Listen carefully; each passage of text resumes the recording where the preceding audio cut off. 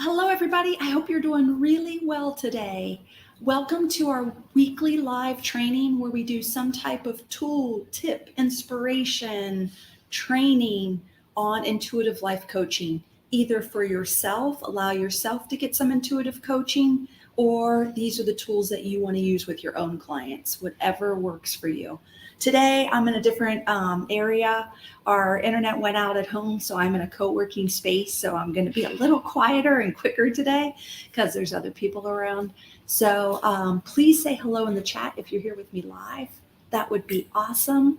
I use this thing called StreamYard, so I can stream both to our Empaths and Sensitives Facebook group, and I can also stream to YouTube. So whether you're viewing or and hanging out with me from Facebook or on YouTube, please say hello in the chat. I'll be able to hear you.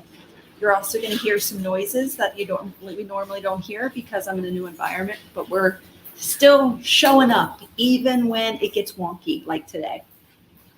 Jennifer, I'm so glad you're here. Thanks for being here. Okay, here's what we're going to do today. Today is all about the 3 key pillars for creating healthy boundaries, and it's part 2.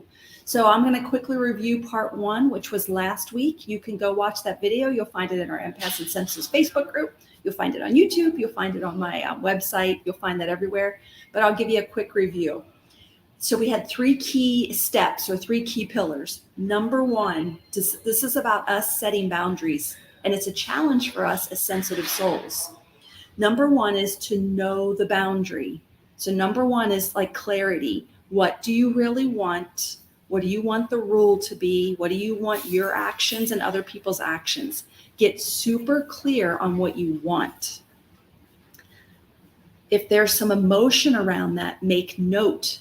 Write that down. I wrote some of mine down as I made my rules last week with my family. I felt resentment, some disrespect, and I felt feelings of underappreciated. Those belong to me. I don't blame other people for those. Those are the feelings that I feel. Okay? And I need to work on those within me. Okay? So number 1, step 1 is know your boundaries, get clarity. Step 2, communicate the boundary, your expectation. You want to communicate what you want. You have to share it with your family, your friends, your boss, your coworker. Share what you want. Share what you expect from people. Share with them when they're allowed to be in your space. It sounds silly, but just sharing what you really want and need is huge. Okay, that's step 2. Step 3 is enforce the boundary. This is the challenging, they're all challenging, but this one's really challenging. What happens if you were clear about your boundary, you shared the boundary with people, and then people break the boundary? Or maybe you break the boundary. I can blame myself for many times that I break my own boundary. What about you? Or is someone else in your life breaking the boundary? What happens within you? What kind of reaction do you have? And what is the consequence? Okay. If you were here with me last week and I said we did it together and then we implemented. So it's been 7 days for those of you who did this with me all week. How was your week? Type it in the chat. You can just say, didn't do it. Here's what I learned. I did do it. Like what I learned for me is we were really good until about 2 days ago, and then we fell out of the boundaries again. So the boundary I set for the week was no dishes in the sink. And we did really good until about, like I woke up yesterday and this morning and there were a lot of dishes in the sink. We went back to square one. And old me could have been like mad, frustrated, like nobody listens to me. I didn't because I'm managing my reaction too. And what I'm doing, I'm treating it like exercise. I just say, okay, we made it 5 days. That's pretty good. I need to reinforce the boundary again. I need to make it clear and I need to share the boundary again. And I'm going to see if this week we can get to like 6 or 7 days.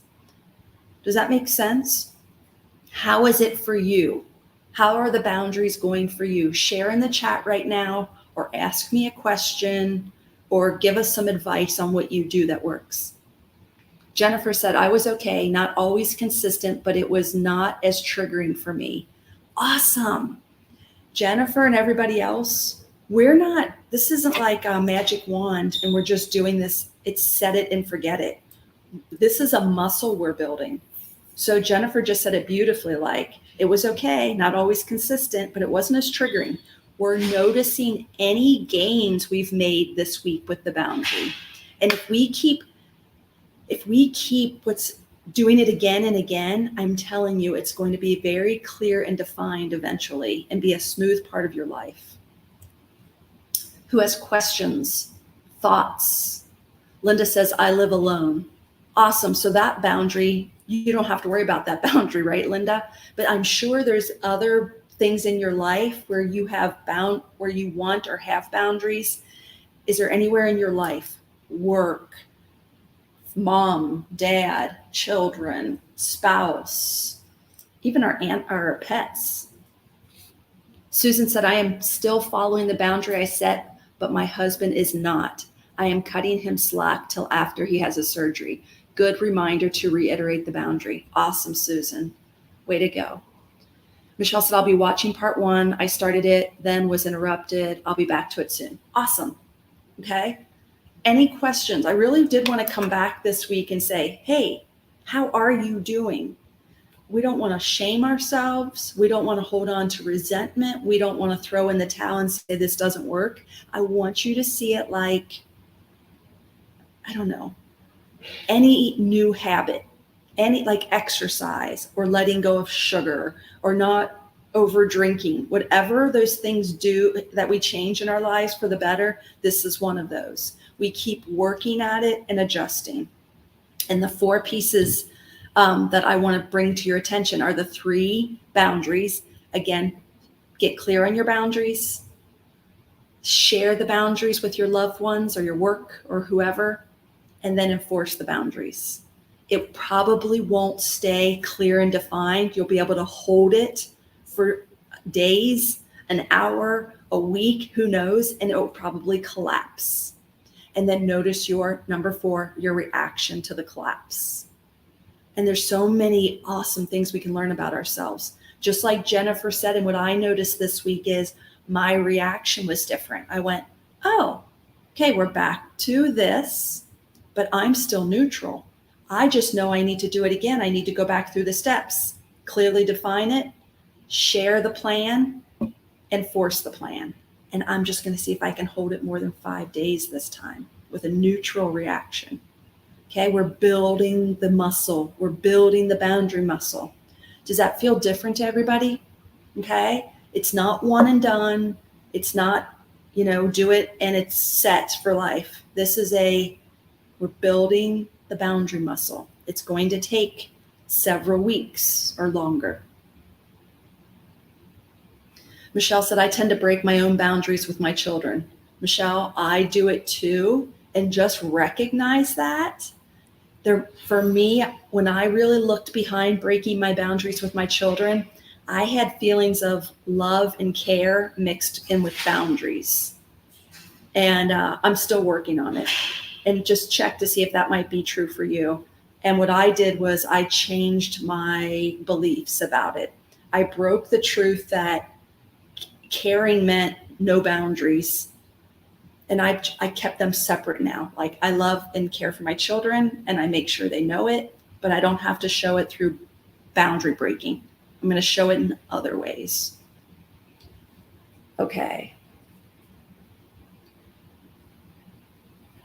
Yes, Susan just brought up another good point. It's not always easy to keep the boundary myself, but asking Bill and stating my expectations keeps me in line. Yeah, it's so true when we finally share it with our family, friends, work, coworkers, or wherever you're at. Like it does put it on the line, like it's out there in the world.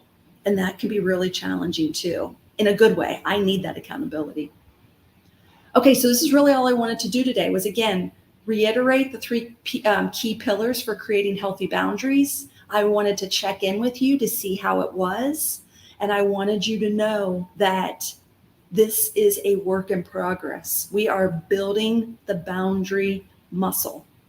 And it's gonna you're going to be able to expand it and hold it for a little bit, and it'll collapse.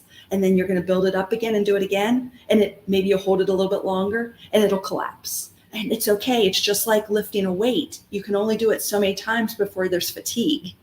But if you keep building that muscle, take rest, build again, rest, build again, you're going to have a strong muscle. Same with our boundaries. Okay, I hope this was helpful for you today. Thank you so much for being here, and I'll see you next week. Okay, bye everybody. Bye.